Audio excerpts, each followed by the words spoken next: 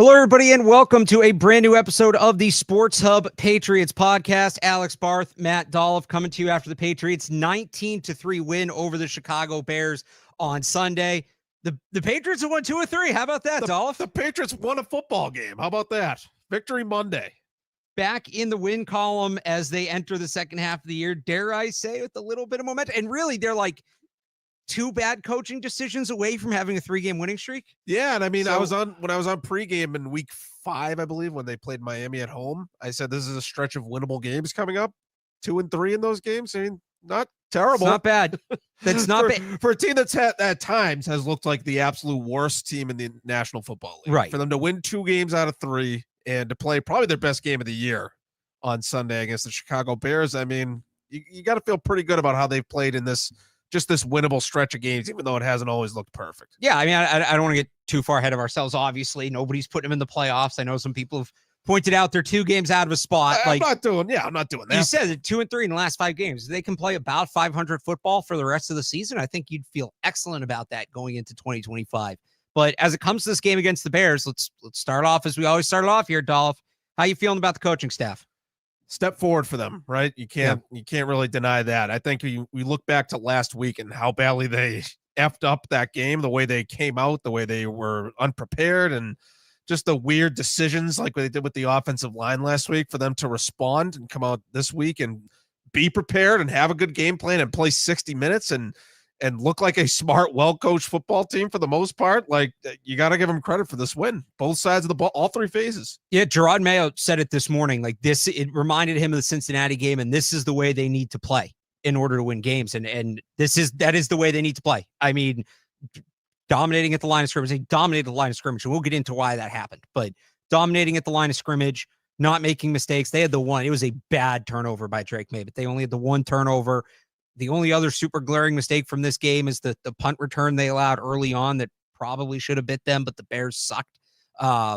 Big day for the Bears suck, Mike. Oh, big day for that. My God, do they suck. But yeah, I think you feel like it's a step forward. It's a foundation to build on. Like when I look at it, and I know like Jimmy Stewart tweeted after the game, this is more about the Bears than it is the Patriots.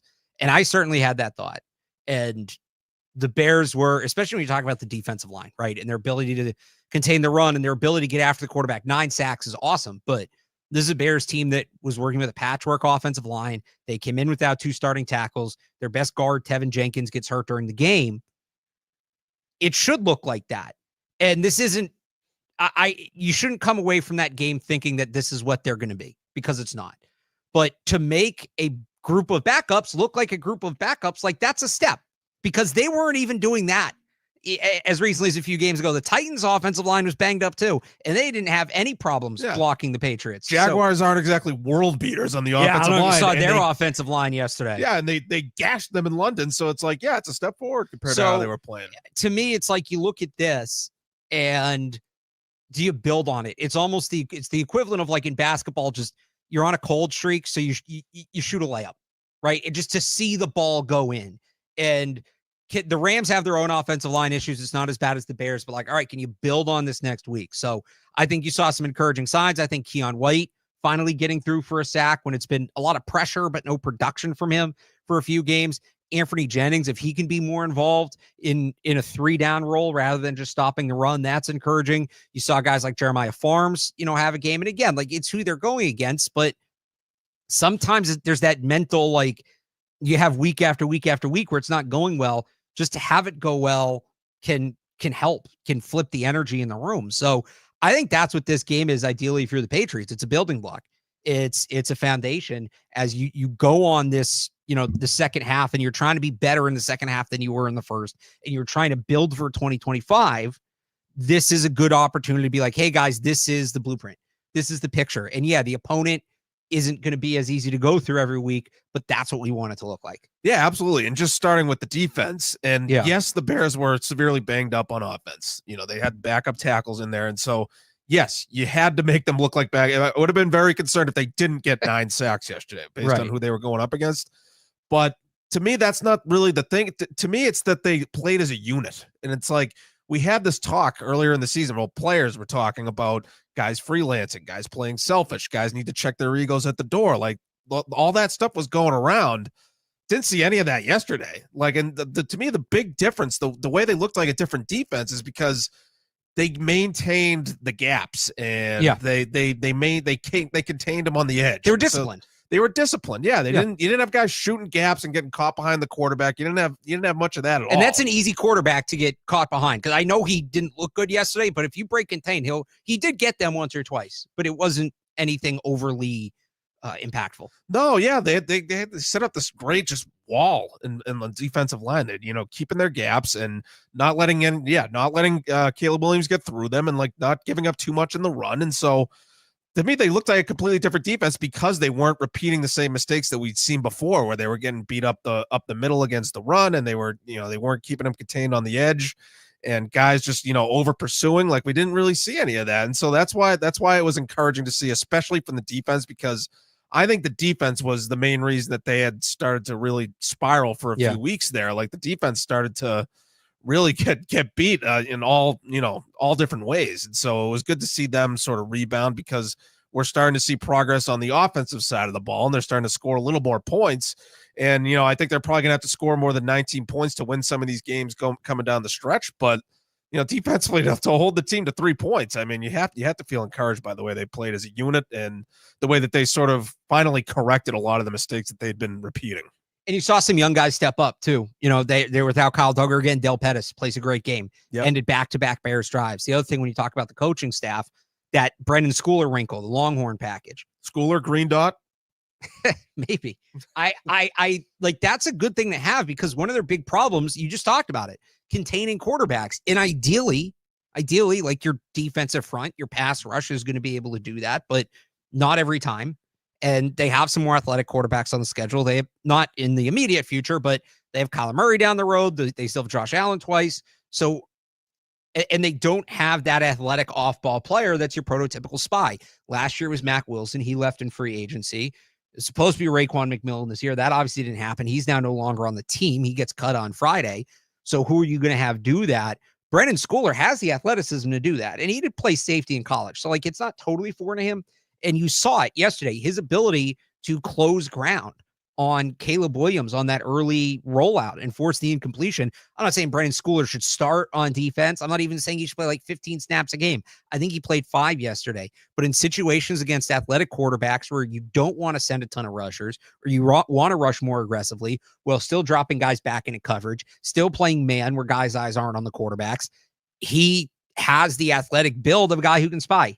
And mixing that in as a wrinkle is smart, and it's making the most of your personnel. And for all Drake Maye talked over the summer about not having dedicated special teamers anymore, Christian Ellis, who didn't play yesterday, he was hurt, but Christian Ellis began the year as a special teamer. He's emerged as a key player for them, helping out on defense, stepping up in that linebacker role without Juwan Bentley. Now you maybe have Brendan Schooler. Like, they're starting to figure it out. It's maybe taking a little longer than you would have liked it to, but like, that's a good wrinkle to have in the defense. Again, I don't know that we see it next week. I don't think you need Brendan Schooler to spy Matthew Stafford, especially at this point in his career. But when you if Anthony Richardson is back when they play the Colts, and then again, they have Kyler, they'll have Josh Allen twice. You want to throw Justin Herbert in there. Schooler could be a good matchup piece against those quarterbacks in certain situations. Yeah, absolutely. I hope we see more of that just sprinkled in, and like that Schooler spy sack. Yeah. It sort of reminded me of, remember back when they played the Ravens and they jumped the center and blocked the field goal with Shea McClellan. Yeah. Like, that to me is just like, that's an example of, like, you don't need to be an elite player to come up with a big play. If you're smart, you're well coached, like, you're put in the right situation, and you get put in a position to succeed. Like, everything can come together on a play like that. So that was great to see from Schooler. And yeah, like, they don't have anybody that plays just special teams anymore. Like, we saw Joe Giles Harris play defense and special teams. He had the special teams penalty, which wasn't great. No, but yeah, this has been a weeks-long process of, I think, especially trying to figure out how to make up for the loss of Juwan Bentley on defense. And, like, I don't know that they ever made up for the leadership part of it and that whole thing, and then the play calling on defense, but just schematically on the field, like, it's taken a while to sort of figure out how to, make up for that. And, they have Taki back finally. Yep. And now they're mixing in Schooler, and they're mixing in these other guys at linebacker. I feel like they're starting to finally figure something out there. Again, the Bears bad on the offensive line. So, and Caleb Williams, I thought, not to take away from the defense, but I thought Caleb Williams was really bad yesterday. He got flustered. There were a lot of throws that were there to be made that he didn't make, that they were just off the mark. So, and I didn't know why. Like, the one thing, if there was a knock on the Patriots defense yesterday, and it's not just yesterday, I mean, we've talked about this a number of times, they struggle against teams with bigger receivers. And it's just, they have small corners. It's the reality of it. There was that one drive where he went to Keenan Allen like 3 or 4 times. Yep. And it was against Marcus Jones. It was against Jonathan Jones. They threw a couple guys at him. I think Marco Wilson, right, had a rep on him, and he kept hitting him. And they never really went back to Keenan Allen after that. And yeah, Caleb, he looked lost. And I don't know if that was the Patriots getting a little more creative on the back end. I don't know if that was just the pass rush that was in his face. I'm sure it was a little bit of everything. Are you good? I wanted to use that as a transition. You good on the defense there? Yeah, absolutely. All right. So as we move over to the offense, and we'll get into the specifics, but how do you feel Caleb Williams, Drake Maye? Like, hindsight's 2020, right? Caleb Williams coming out had the tools you're looking for, the upside you're looking for to go 1-1. And let's not forget too that he was billed as going to this ideal situation where, you know, they weren't really the first overall team because they traded for the pick and they had another top 10 pick. They brought in, you know, DJ Moore. They were adding talent on defense. Everybody thought Shane Waldron was going to be an answer. Not so much. And he had his issues too. He did not have a good game yesterday. No, but it goes to the nature and nurture thing. Do you think maybe Caleb Williams wouldn't be as flustered if he didn't start right away?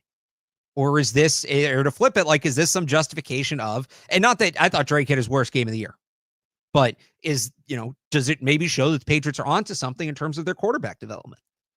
Yeah, could, yeah, with Drake Maye. Yeah, like I feel like Drake Maye is making small signs of progress, but he has also starting to repeat mistakes. So it's like, it feels like he's starting to sort of tread water the last couple of weeks. You know, he had that interception that was sort of he missed the underneath guy. But just sticking to Caleb Williams, I mean, I'm not using hindsight. I had concerns about his overall makeup coming out of the draft. So I mean, like, I don't, and like this is an underrated quality that people don't really talk about enough with quarterbacks. Is like, is it a guy that guys want to play for and rally around? And so I think that clip of Caleb Williams getting knocked on his ass, and then Anthony Jennings, the Patriots guy, is the one to help him up off the turf. Like, I don't want to read into that too much. I know people are probably overanalyzing that clip right now as we speak, but that's just a bad look. That's a bad look for the Bears O-line, not helping him up, and for Caleb Williams, that, like, why isn't anyone coming to help this guy up right now? And just like, I didn't like the way he came off. You know, I don't know about his overall makeup. I think the body language from that entire team was bad. Body language, facial expressions, like, it's not good. That to me, like, this is a side thing, but like, the Bears are a team that feels like they're sort of giving up on the season. Yes. The Patriots are the opposite, where they could have given up on the season when they dropped to 1-7 coming back from London. Clearly haven't given up on the season. Won 2 of 3 since then. So that, you know, the Patriots, you got to give them credit for not giving up. The Bears look like they've given up, and like, you got to wonder if that's sort of stemming from the quarterback getting frustrated and not really fighting through it enough. And so I think Drake Maye has shown, at least, that he's shown resilience. You know, he did sort of bounce back from that interception. Yeah. He made a few big throws when they needed him, like at the end of the half. Like, I feel like that was a big throw at the time in the game. They didn't need those 3 points at the end of the half. And I know you might want to talk about the end of the half specifically. We'll get to the end of the half. Yep. But yeah, like, I thought Drake Maye showed sort of, like, you know, showed some resilience that Caleb Williams did not. And I think that's a stark contrast between the two players. And leadership too.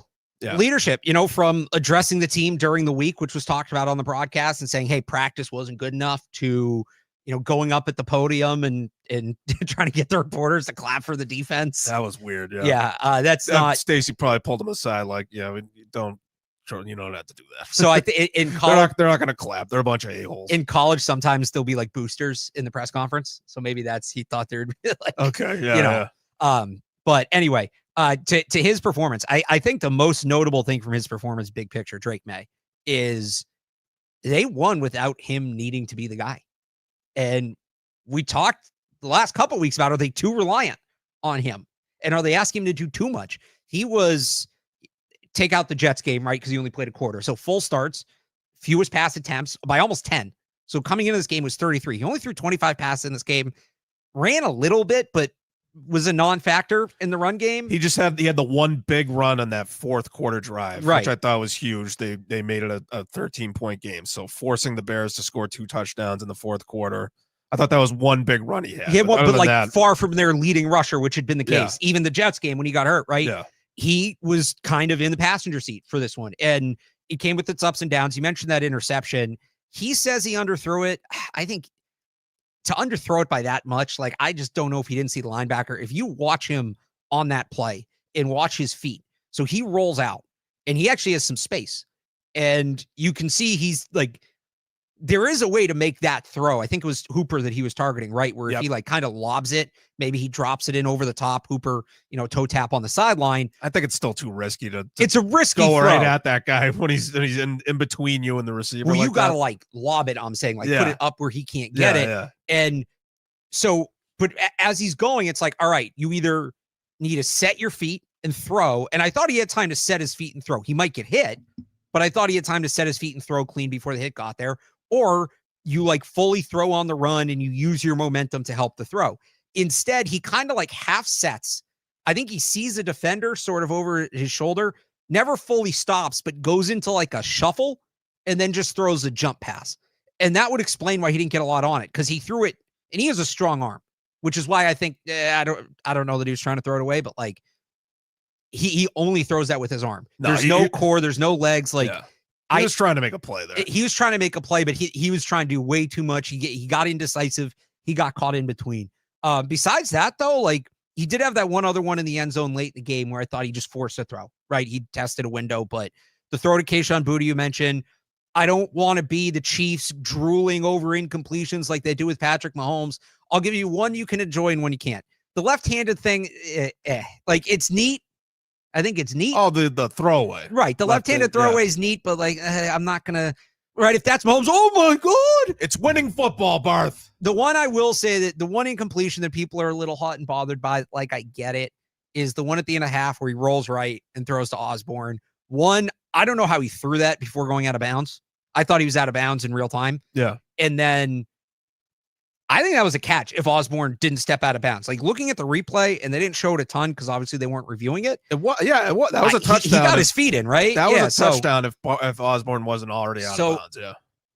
I'll give a little bit of room. Again, I don't want to be the Chiefs celebrating incompletions, right? He got lateral he got horizontal with the ground. Like, yeah, and he missed the receiver by 5 yards. Like, I don't want to do that thing. Yeah, but Drake Maye was on the mark on that play. So that's what I'm saying. That wasn't because of Drake Maye. If you want to enjoy like that one, you can enjoy. I'm not doing left-handed. If you want to enjoy that one we can enjoy. But the big thing to me, like they didn't ask him to do a ton, and they still won the game. And he made one bad mistake. The turnover number came down. He went from 3 interceptions to 1. He went from 4 turnover-worthy plays to 2, right? From game to game, from last week to this week. So, I said last week the turnover numbers need to come down. They came down, so I guess I have to be like, all right, that's good. That was still a terrible interception, and he can't, like, if he's throwing the ball away this week, throw that thing into the freaking red seats, right? Like, don't give any room for that to end up in the field of play. But it's the first time we've seen him in that more point guard role. What was the game I was watching? I forget the game I was watching last night, and they were talking about, or maybe it was a college football game. They were talking about the quarterback being more of a, like, oh, he's been a shooting guard his whole career, but now he needs to be a point guard and just distribute, right? And that kind of mentality, because you always think about the quarterback as a point guard, but there is like a quarterback mentality or a shooting guard mentality with some quarterbacks, right? We've seen Drake Maye as more of that shooting guard, as more of that playmaker. This was the first game where he really just sort of played distributor, and it went okay, which I think is encouraging. Absolutely, yeah. And I think he still needs to learn like when it's okay to not try to like go for a big play. Like I think there's been a lot of like 1st and 10 like situations where like you absolutely do not need to like force the ball down the field. If there's nowhere to go with the ball, then just throw it away. And so I think he said that after that game-losing interception against the Titans. And so he obviously had that bad interception. That's 2 weeks in a row where he misses the underneath guy. I don't think he saw the underneath coverage there. I mean, and if he did, like he's too bold there trying to go. Maybe he was trying to throw it away and just kind of ground it or whatever, ground it at the tight end's feet. But Either I don't think he saw. I think he missed the linebacker. I don't think he saw linebacker. But I think I still want to sort of give him credit for like later in the game, he threw it away a few times. The left-handed one being one of them. That like he's starting to realize that like, okay, I don't need to go for the big play every single time. But like there's certain times where it's like, all right, let's just live to see another down. Like I think that's sort of the thing that you have to learn with experience and getting out there in games, being in the situation, and just realizing when it's okay to take the conservative route and just to go to the next play. And so I think that's something that's hopefully he's going to learn over time. Hopefully we're not talking about like bad interceptions like that 2 years from now. Right. We're still talking about him making dumb interceptions. I think we will. It's just, can it be a couple times a year or not every week sort of thing?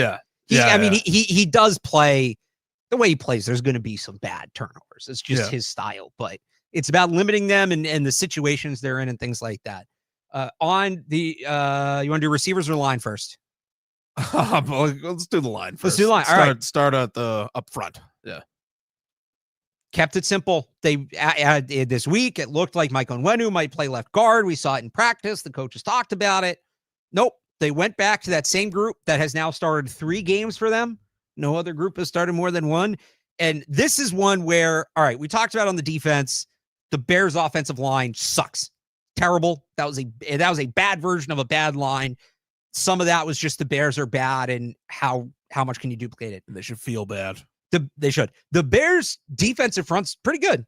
Like they're not exactly the 80s Giants. It's not Lawrence Taylor over there, but that's a solid representative NFL group. And I thought the line held up well.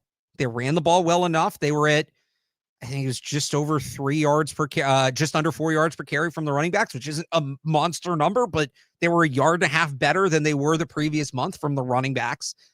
Drake Maye was pressured at 11 times. It's like a 38% pressure rate, which again, if you're a contender, that's probably not going to work. But for what they have right now, if they can keep it under 40, like you take that, you say, all right, like that worked. So hopefully the coaching staff is done tinkering at this point. I think that game should show you, hey, until this group gives you a reason to change, it's not, the reason to change shouldn't be, well, we need to get Layden Robinson snaps or, oh, Cole Strange is healthy, right? Unless somebody totally falls off or gets hurt, this should be the group because they're playing well and they're starting to build continuity. Yeah, absolutely. Yeah, continuity. Like that's why I was so frustrated with the way they moved away from this combination at the beginning of that Tennessee game. I thought it set a bad tone last week. And so this is a good sign for the coaching staff that they learned from their mistakes and they simplified it. They went back to they stuck with what worked, and they're building continuity, like you said. Yeah. So yeah, it's good that they're going in that direction. They're continuing to very slowly inch in a positive direction with the group they have. And like, look, they still need to probably overhaul this line in the offseason. Like, I don't know, other than Onwenu, I'm not sure how many of these guys that are on the starting offensive line right now are going to be on the starting offensive line next year. So that's a conversation for another day. They're still going to get through the year. But they got to get through this year, and I feel like what they have right now, it's they've gotten to a level of being serviceable. And so, look, they weren't spectacular. I thought the run game wasn't spectacular yesterday, but I thought again, Ramondre Stevenson ran really hard, and he did well enough with the. He didn't have all his yards after contact, right? Yeah. Which is good. He had some yards before contact, which was what a good. concept. Yeah, and like they ran just enough and came up with just enough big runs to make the Bears respected, especially on the touchdown drive where Ramondre Stevenson converted a 3rd and 1, and the very next play, the Bears are stacking the box and like that they set him up for the play action fake and the throw to Jalen Polk. And so like, yeah, they ran the ball just well enough and protected Drake Maye just well enough to make some plays in the passing game. And so if the defense can, carry the way they played over into these next games, like, they might be in some of these games. Maybe. I thought they ran the ball. Again, it wasn't great, but the big thing for me is you see when you allow Ramondre Stevenson to get ahead of steam, I hadn't seen him run that physical, that violent, that angry in a few weeks. Like he was finishing runs, he was falling forward. He wasn't letting the first defender bring him down. And I think some of that is he just was able to build up physical momentum, getting going in the backfield instead of as soon as he gets the ball, having a defender right in his face. So I thought that made a difference, and you kind of saw Ramondre Stevenson pop in the run game yesterday, which was good. And again, they should just stick with the line. And, saying that the way it's gone this year, something will happen that completely forces a change. But for now, to me, like that group's been, I talked a lot about finding the baseline. Now, I thought I was like a month, maybe 6 weeks. It's almost Thanksgiving. Mm. And we're still trying to find the baseline so that, or maybe they found it now, but took them till almost Thanksgiving. But this should be the group moving forward. Wide receivers. I had one thing I liked, one thing I didn't like from that group. What I liked, Kayshon Boutte is a guy. Like, he's a legit NFL receiver. I don't think he's the number one that they're looking for, but like, he can contribute. And him and Drake Maye clearly have chemistry, and Drake Maye trusts him, and that's important. And the fact that he's playing more than any other wide receiver, I think, is notable. And I think it speaks to the coaching staff recognizing that trust and capitalizing on it. So I was somebody who was not as high on Kayshon Boutte in the summer, and the main reason I kept giving was consistency. He would have a day or two where he looked great, and then you wouldn't see him for a week. Yep. And he have a day or two where he looked great, and it was just about what would it look like if he strung that together. This is it. He, like, not a volume guy, but 2-3 plays a game, he shows up and makes a big catch. And it's usually a contested catch. It's Drake Maye fitting the ball in the window. That's absolutely a role you need filled. Again, they still need the number one, but we talk about that offseason checklist. We came in thinking, well, do they need a number one and a number two, right? After Jalen Polk started to fall off and Kendrick Bourne's looking older, and they have complementary guys like Boutte, Douglas. We'll get to Kendrick Bourne. Boutte, Douglas, you put a number one with them. All right, you're starting to build yourself a room now. Yeah, no, I think if you got the true number one and parked it on top of everyone they already have, you have a pretty good group there. Like, yeah. An elite guy, a franchise quarterback can make it work with this group plus, the number one. But yeah, no, like, what I love about Boutte is, you mentioned it, he's coming up with big catches. It's not that he's just making plays. He's making plays in key moments. Yeah. And again, like that big catch right before the end of the half, like, I thought that was huge at the time. Like, it was only 10-3 at the time, right? So they made it a 2-possession game going into the half. The Bears were, Bears struggling offensively, getting booed out of the stadium by their own fans. Like, you started to get them feeling really bad going into the half, and thanks to Kayshon Boutte making that big play and everybody having the alertness to get up and run down and spike the ball, and Montez Sweat getting caught offside. Like, I thought that was sort of emblematic of how one team has not given up on the season and the other team feels like they're sort of giving up. And I thought, Kayshon Boutte is a good example of how, he's coming on at the as the season's gone on and as the season's gotten more important, like, for them to win games. Like, no, I know that, the season's sort of lost at this point, right? But the fact that they've needed plays and at the end of some of these games and then at the end of the half and just in these key situations, Boutte's coming up with big plays. And so, like, I don't need him to make 10 catches for 100 yards. Like, he doesn't need to be that guy at all. But if, like, you can go to him for a few plays a game where, like, you really need it, like, Drake Maye needs sort of that go-to guy at least. Like, until he gets the number one anyway. Right. He needs a guy that he can trust, and clearly he has that trust with Boutte, and Boutte deserves to have that and trust. Look, it had been Hunter Henry. And Hunter Henry, not to take anything away from him, but I think defenses are now looking at him as that's the guy we got to erase. And so who else was going to step up? And it's Kayshon Boutte. I thought Demario Douglas had a solid game yesterday as well. I liked some of the designs, how they got him the football. It felt like it made sense in the context of the offense. So that's what I liked. What I didn't like, they reconfigured the snaps. So Boutte played the most. Then Douglas. Then Osborne played more than Douglas, but Douglas played more passing plays than Osborne, which makes sense. Osborne's a better blocker, and it was close, so it wasn't exactly a tell, but Kendrick Bourne didn't play.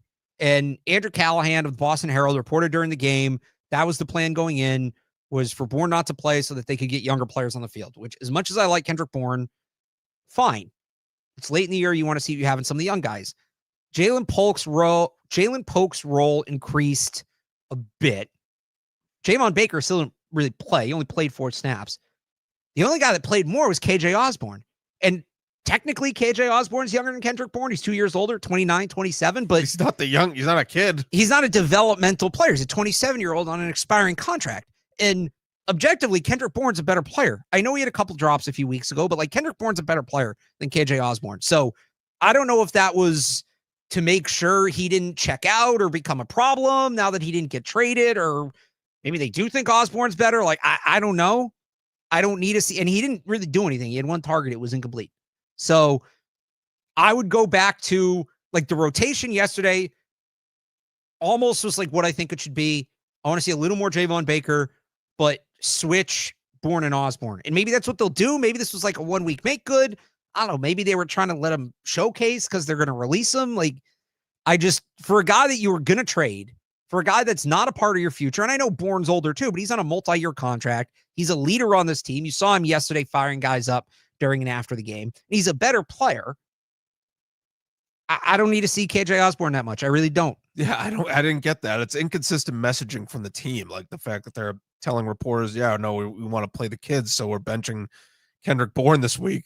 Doesn't explain KJ Osborne getting out there and almost having the game's first touchdown, like getting targeted in the end zone. Like, I didn't get that part at all. And KJ Osborne, like, he was supposed to be a steady veteran presence on the team. He's been anything but. And so I didn't get the KJ Osborne part, but yeah, like the receivers are starting to feel like what they were doing with the offensive line, where it's like they're starting to unnecessarily tinker with the group. Where I thought like it was sort of rounding into form when they had Booty, Douglas, and Bourne as their 1, 2, 3. Like I thought that was working, and so yeah, mix in Javon Baker on plays where, you know, especially when you're trying to take a shot deep down the field and have a guy run a deeper route.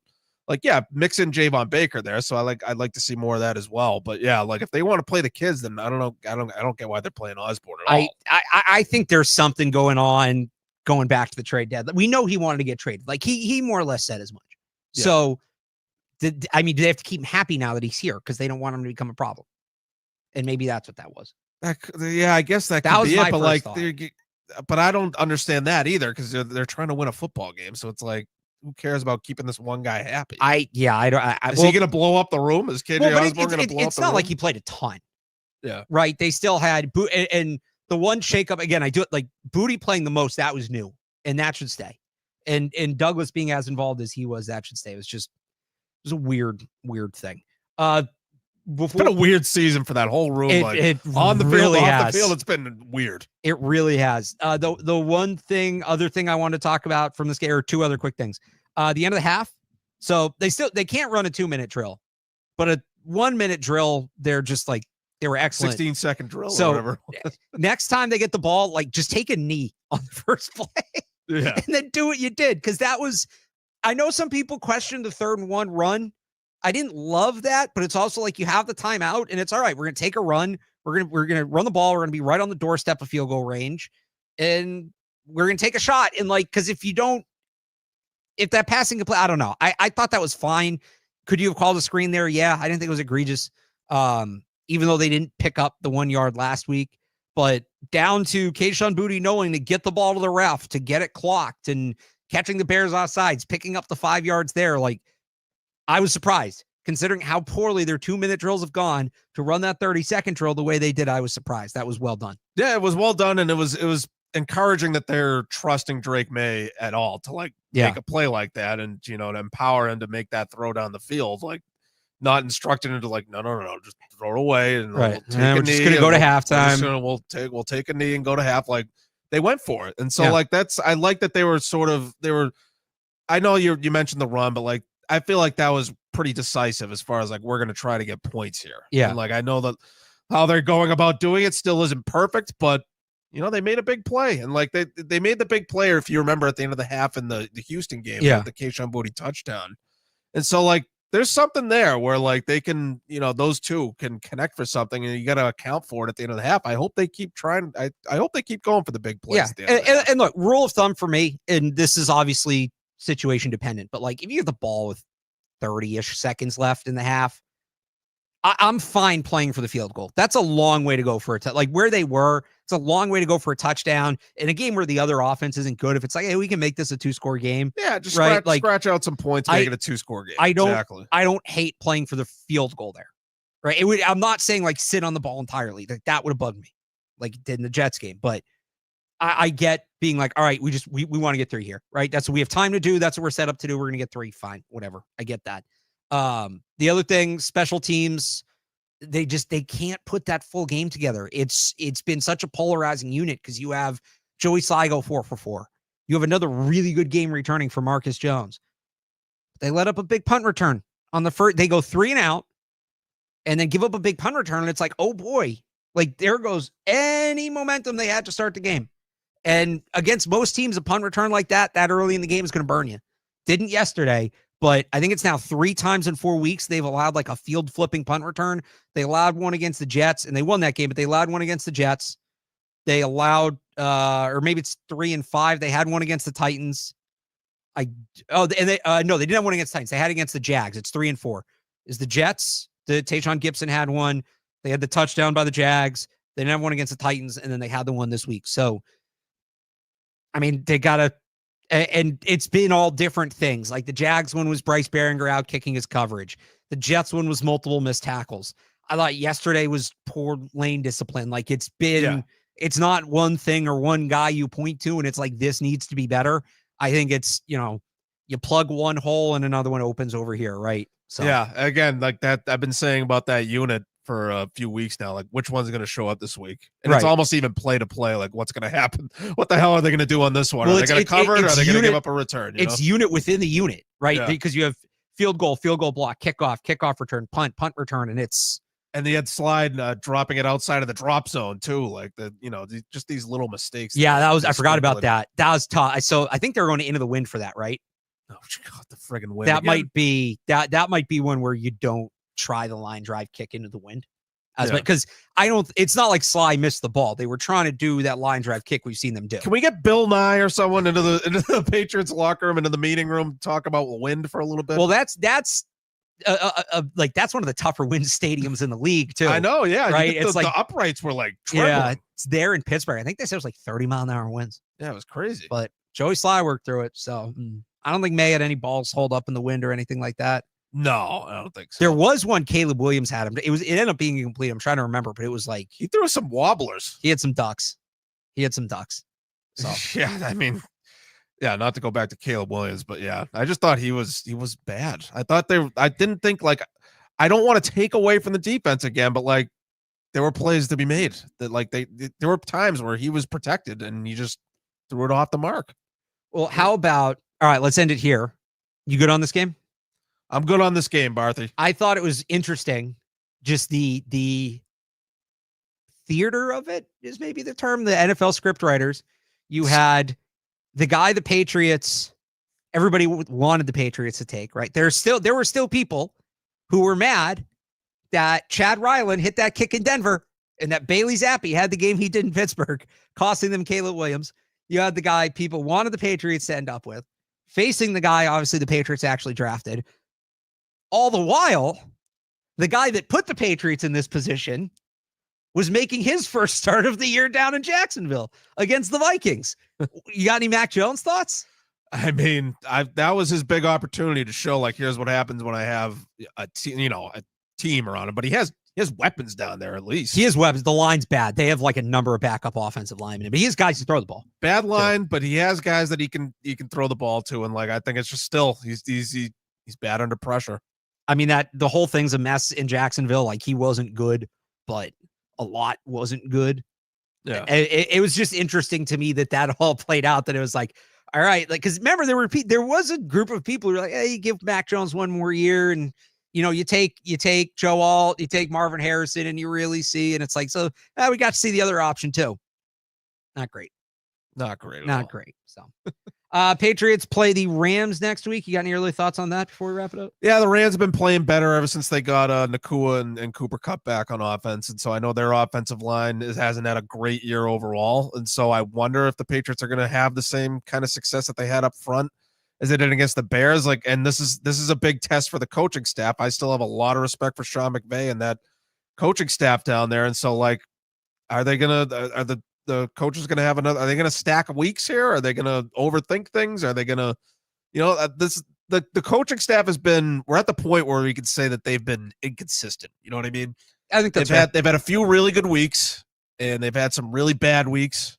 And so we're at the point where it's like, which coaching staff is going to show up? Coaches need to be on point this week because they're going up against one of the best coaches in the league. And like, it's a smart offensive coach. And so like, he's going to take what the defense is giving him. So I wonder if the Rams are going to be able to run the ball in this game because the Patriots were, having all those troubles against the run. Like, are they going to get re-exposed? That would be my concern. is if the Patriots can't carry it over on defense. Like, that's going to be the big question. I think that's fair. I think that's very fair. We'll have coverage of that game leading up to that game all week on 98.5thesportshub.com. There'll be another Sports Hub Patriots podcast on Thursday, looking ahead to that game. I know I apologize. We missed last week. Just had a couple technical difficulties. It's tough to get the show up. So we'll be back with the Thursday show this week. You can find this show and all other Sports Hub Patriots audios. You get player interviews, things like that. Sports Hub Patriots audio feed, wherever you get your podcasts. Also on the Sports Hub YouTube channel. So until the next one, for Matt Dolloff, I'm Alex Barth. Thanks for tuning in, and we will talk to you next time.